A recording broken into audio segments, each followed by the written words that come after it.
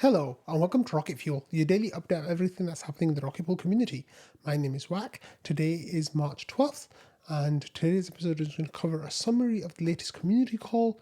We're going to talk about rewards night, we're going to talk about the treasury, and more as well. So let's get started. 10, 9, ignition sequence start, 6. So we're going to start here with the community call, and as you can see from the video here, it was from March 11th, and this was with Ken and Langas with a little bit of Mav talking about Rocket Pool, and this was the ones where Mav likes to collect questions for Langas to answer. Now, I listened to this yesterday, so I've already kind of forgotten a little bit about what was covered in the call, but we have these like handy questions here from Mav, the people who submitted them to Mav in the Discord, and I can kind of like try to answer them for you from what Langas said. So Langas said, any new potential friends or partnerships made while attending ETH Denver, and will they be minting our ETH? So Langas did talk a little bit about meeting lots of people during ETH Denver, and how that was mostly Mav and Grant doing a lot of the relationship building stuff, and I forgot what he said about whether they'll be minting our ETH, but there was lots and lots of meetings and chances for people to get together and gather and that kind of stuff. I said, what was the general vibe of ETH Denver? What were the highlight moments? Langas here talked about there being like a lot of positive energy. He particularly liked the community event. Said that was a really good event. Lots of people turned out. It was nice meeting up with all those people. I said, what are the team's plans for DevConnect? It looks like they will be going to Argentina. Langas seemed quite excited about going to Argentina. I don't think he's been to Argentina before, and Argentina does have a lot of history with Ethereum and ETH development. They've a lot of developers on crypto, Ethereum specifically, have come out of Buenos Aires. It's got a really cool crypto culture out there, so it seems like that's going to be a good one. Ramana asked how Saturn development is coming along. So the first DevNet went out. People have played around with it. One of the things that they're still deciding about, which they're hoping that we'll decide about soon, is whether they're going to do 2 transactions or 3 transaction for something. I forgot exactly what it was. I think it was setting up your node and stuff or something along those lines. I forgot exactly what it was, but there was a discussion kind of going on about whether they're going to go the 2 transaction route or the 3 transaction route, and it looks like they haven't still made a decision about that. The next DevNet is on track to get released at the end of this month, so in about 3 weeks' time. To just under 3 weeks' time, and it looks like that is on track at the moment. Langas was saying that the timeline for the DevNets is that the later DevNets are easier than the first 2 DevNets. There's just a lot more going on in the first 2 DevNets, and even if we're a week or so behind right now from DevNet 1 going live, we should be able to catch up with that. So he thinks that the overall timeline hasn't been impacted too much. Then Ramana said, what was the impact, if any, of Haleshki's extended non-finality on Saturn development?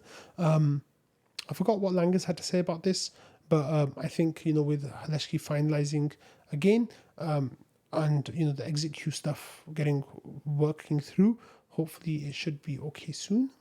I'm not sure exactly where we stand on that.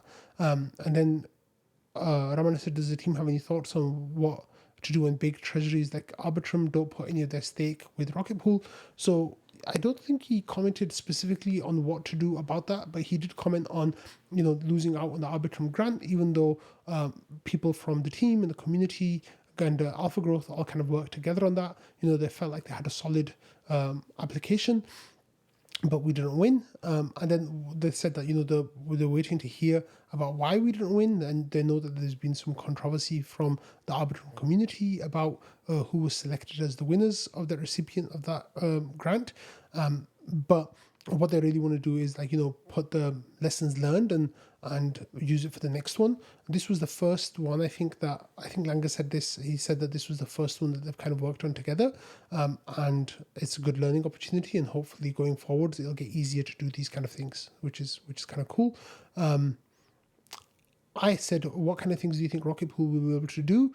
And now that the regulatory environment has shifted in the way it has, I know the fee mechanism is much better now, but will change the way the team communicates on Twitter, etc. So Langer spent a little bit of time talking about the fee mechanism.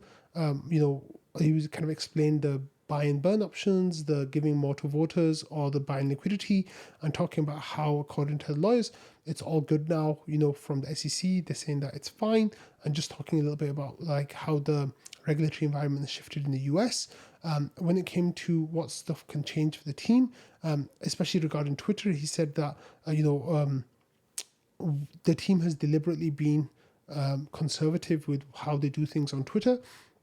We have to remember that they are regulated by Australian authorities instead of American authorities, and that is because they are a registered Australian company. Now, that still means that there's limitations to what they can and can't do. But one of the things that Langer said is that they want to, they really want to. What was he saying? Yeah, he was saying that they really want to get a little bit less conservative with their Twitter content specifically, and Mav's got some ideas of doing that. And then here, Sneaky Ninja Guy had a comment saying that there were lots of hopes and dreams and a roadmap at one point of consensus taken with Rocket Pool, but that got pretty quiet following the SEC issuing consensus of Wells notice last summer. With the SEC now having withdrawn the case against consensus, are those previous hopes and dreams a possibility again? So Langers was talking about how consensus are running some stake in house, and what the idea is that they would like them to do some liquid staking, but not sure where we stand with that. But they want to reopen those bridges and see what's going on. So hopefully that adds up to do something. And then Dr. Rufus says, is the team willing and able to take ownership of the RETH contract on Ronin and Avalanche to get this bridge going? Would immutability of the contract be a requirement for the team's willingness to own this? So Langers gave an answer about this, but I've forgotten what that is. So that's my bad. I remember him saying something like they're going to work with Chainlink and try to come up with a policy of what to do with these. And then he was talking about the difference between like an EVM bridge and, an ETH layer 2 bridge and, a sidechain / alternate EVM bridge and how those might differ and, what might happen on those. So, yeah, I've kind of forgotten. I know that Langers did say that they want to talk to Chainlink about getting all that going, but I'm not exactly sure what was said. So, sorry. Okay, so it's rewards night and the new RPL price has been locked in, and this is at 0.00266. So this is actually an all-time low in terms of rewards night ratio locking in, and from the time that I'm recording, you have around 9 hours from when I was recording, so a little bit less than that now from when you're watching. You'll have a matter of hours if you want to increase your RPL amount to try to get the maximum ETH rewards, being at 14%. But again, 14% going from 10% to 14% commission. Otherwise, rewards night just doesn't have that same feel anymore. Sadly, it used to be like so much fun and games in the early days, and then we actually had games with the prediction game of the order, but now it's just it almost like kind of sneaks up on you and you don't even remember that it's happening. But yeah, it's rewards night, so congrats to those of you who are getting rewards tonight. I hope the rewards are good.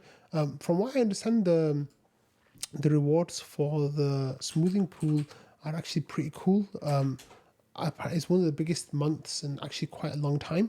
So let's have a look here on Rocket Scan. Yeah, you can actually see that this is the highest month of rewards for the smoothing pool pretty much since a year ago. Pretty much a year ago. Like that was the last big smoothing pool month, and it was just we got a couple of really good blocks this time, so it's pushed up the total amount to somewhere near 300 plus ETH, which is 10 ETH a day, which is pretty decent. That used to be like my base figure, is that we were getting 10 ETH a day, and anything more than that was nice. But yeah, this is actually looking really good. I remember covering that 100 ETH block on Rocket Fuel, but it seems like we had another ETH block here that was quite big on the 9th, and that was not too far away from 100 ETH as well. So Sorry, I missed covering that for you all. But yeah, it's ended up being a really nice month in the smoothing pool. So if you are in the smoothing pool, then congratulations, like you got a good one.